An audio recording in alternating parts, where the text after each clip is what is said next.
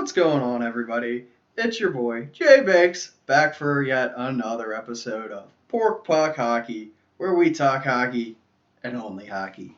So to start today's show off, we got a big trade coming out of the Central Division. The St. Louis Blues have traded Fabry to the Detroit Red Wings in exchange for Jacob De La Rose. So that's the Red Wings. They're struggling. They are last in the NHL with points, and it looks like they're making some moves trying to not completely give up on the season yet, but they might be clearing house. We'll see. They got a lot of injured guys, though. Franz Nielsen, Mike Green, and I'm pretty sure Danny DeKaiser is also hurt. So that's a few big names that is hurting their team. So that's one big thing we wanted to talk about today. Another thing is Zdeno Chara played his 1,500th game in the National Hockey League for the Boston Bruins when they were playing the Montreal Canadiens. He got a huge standing ovation from the Montreal Canadian fan base, which is very surprising as they've been big fighting teams. They're rivals, and so Chara got his standing ovation there, and they seemed very happy and proud of him, so that's cool. So we're going to go right into the standings, and they haven't really changed a whole lot, but the New York Islanders, they've been on a 10-game point streak as they play. I'm pretty sure they're at home tonight against the Pittsburgh Penguins, so we'll see if their 10 can turn to 11 tonight. So the Metropolitans, pretty similar. Washington's still in first. Then we have the New York Islanders in second and the Carolina Hurricanes in third. And the wild cards so far are both out of the Atlantic, being Florida Panthers with 18 points and the Montreal Canadiens also with 18 points. So that leaves the Atlantic Division for the Eastern Conference, and that would be the Boston Bruins leading the way with 24 points. The Buffalo Sabres still playing some good hockey in second with 20 points, and nipping at their heels is the Toronto Maple Leafs with 19 points. And we'll head out west. St. Louis Blues made that trade this morning, and they're leading the Central Division with 25 points. Then we got the Nashville Predators in second with 20 points, and the Colorado Avalanche in third with 18 points. And then we head out west even more to the Pacific Division. We have the Edmonton Oilers. Connor McDavid scored some filthy goals this past week. That man is so good, and it shows it with his team being in first with 22 points. And then he's got his partner in crime, Leon Draisaitl, who's also doing very well. And second in that division would be the Vancouver Canucks with 21 points. And the Vancouver Canucks are another good team this year.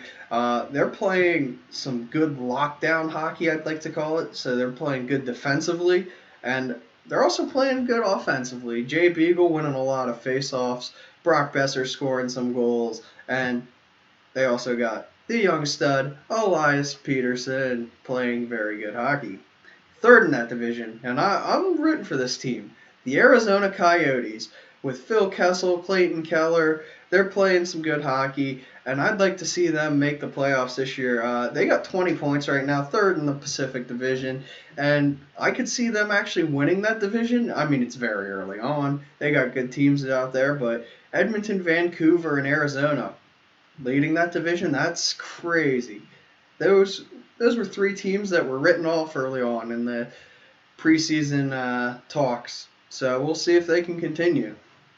Then the wild card, we got the Vegas Golden Knights with 20 points and the Calgary Flames also with 20 points.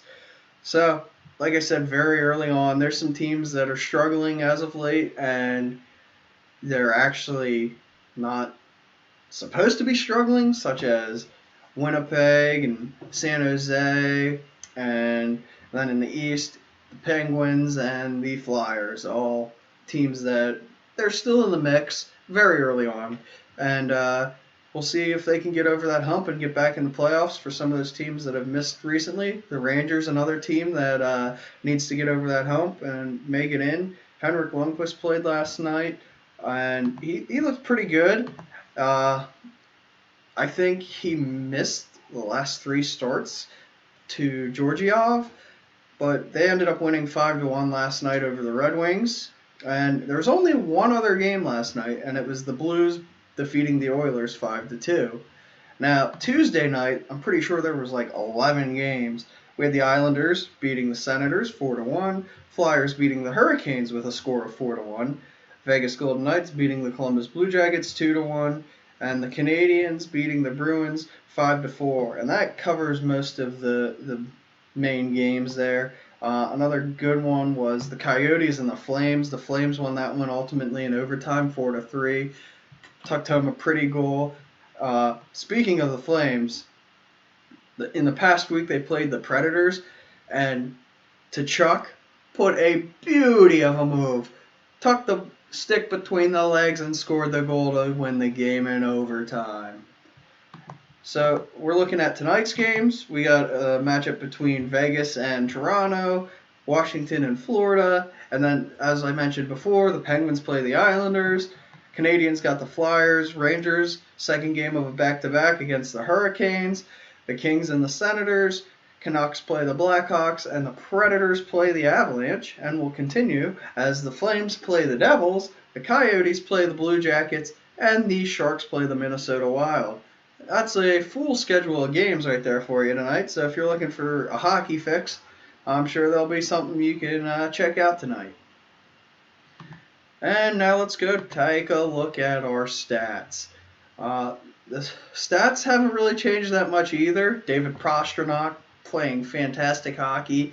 He had 15 goals, and I'm pretty sure that's where he's still at. Yes, he's at 15 goals, and he's also leading the league in points with 30. Man, that guy's got 15 goals and 15 assists right now. He is just doing fantastic things out on the ice. He's making passes. He's scoring goals. He's leading the Bruins to some victories. So his teammates are also playing very good hockey, and that would be Brad Marchand. Some people hate him, call him the Rat. Personally, I think he's a decent hockey player, but he does like to stir things up. He's a big instigator, like your Tom Wilson, Ryan Reeves kind of guy. He's third in the point standings with 28 points, right behind Leon Draisaitl, who has 29. Connor McDavid fourth with 26, and then Johnny Carlson rounds out the top five with 23 points. He's the highest defenseman on that list, and he's done really well for the Caps, and we'll keep talking about him as his historic season goes on. Save percentage, looks like we got a new guy leading the save percentage this week in Darcy Kemper of the Arizona Coyotes. He's got a .940 save percentage. So he's been one of those guys that's always been like a backup goaltender. And he finally finds a home in Arizona where he's going to be starting there for a while. And as you can see, he's got a .940 save percentage, which leads the league. So they're winning games because of him. And we take a look at the wins leader who hasn't changed.